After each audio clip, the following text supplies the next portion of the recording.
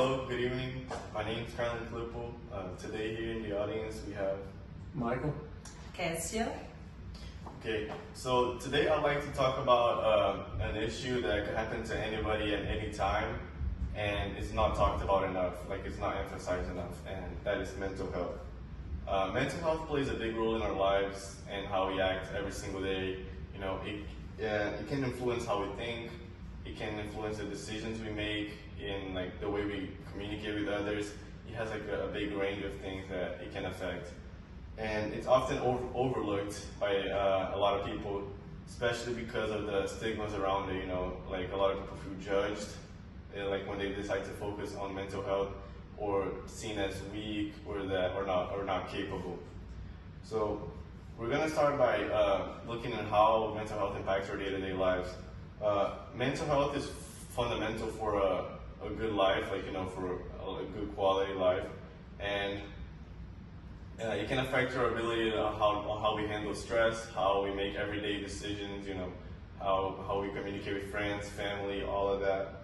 And here we have a fact, according to the World Health Organization, mental health is defined as a state of well-being in which an individual realizes their own abilities, can cope with the normal stress of life, can work productively, and is able to make a contribution in their community. So this is how, like, you know, a healthy person with a healthy mind would work. And on the other side, poor mental health leads to a lot of problems. It can lead to all the way from panic attacks, anxiety, all the way to depression and other mood disorders. And expanding on the topic on how mental health affects our day-to-day lives, we're going to look at how it affects relationships. So how we, you know, talk with family, friends, and all of that. So we spend most of our lives and most of our days talking to people, whether it's family, friends, people online. You know, we're always communicating, creating connections, creating bonds. So a healthy mind is very important for you to keep healthy connections. If you happen to have a mental illness, or your mind is not in the right place, you know, those connections can fade away, or they might not be as strong, and that is really bad, because imagine, you know, you have nobody for you, like nobody is there for you. You can't talk to anybody, and that just makes you isolate yourself. You can't talk to anybody. You don't want to open up, and then you don't want to look for help. You know, you just suffer in silence, and that is really bad. You know. And the National Alliance on Mental Illness emphasizes that untreated mental health conditions can erode the foundation of our personal and professional relationships, making it even more challenging to reach out for support when we need it the most. So like I said, it just makes you isolate yourself, and you don't seek for help. So it just gets worse and worse every day. And even though it's called mental health, its effects are not limited to your mind. They also affect your physical health and your whole body. Mental health has a huge connection to your body and your physical state, and there's research out there that has proven it, that, you know, bad mental health leads to bad health problems. The American Psychological Association highlights that chronic stress and anxiety can contribute to heart disease, high blood pressure, and weak immune system. So this is just proof that keeping a healthy mind keeps a healthy body.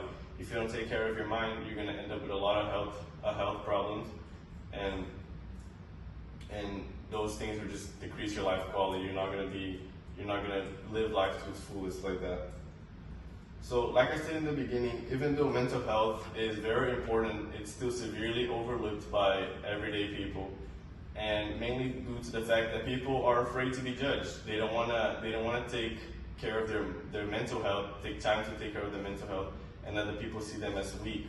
They're very afraid of that. They don't want to be judged. They don't want people to think of them as less than others. You know, like they're not capable. So to avoid that, we have a list of solutions. The first one would be to educate yourself and to tell others about it. You know, learn more about it, how you can help others, and tell maybe your friends or family members about it. The other one would be communicate with those struggling. So, you know, if you know somebody that's struggling, pull them to the side and talk to them. Make sure that they know that they can talk to you, and that you're not going to judge them. You know, you're going to help them and just listen to whatever they're saying. seek professional help is a very important one, whether it's for you or for somebody you know. Always go look for a therapist, a doctor, a counselor maybe that can help you. And the last one, self-care. This is like an obvious one and the most important one in my opinion. I just think that if you take care of your body and your mind, you're just avoiding all those problems, and that's the best way to keep a healthy mind. And this is all you know. This is all you need to know to take care of yourself and to help others who are struggling with any mental problems. Thank you for your attention. Thank you very much. Have a good night.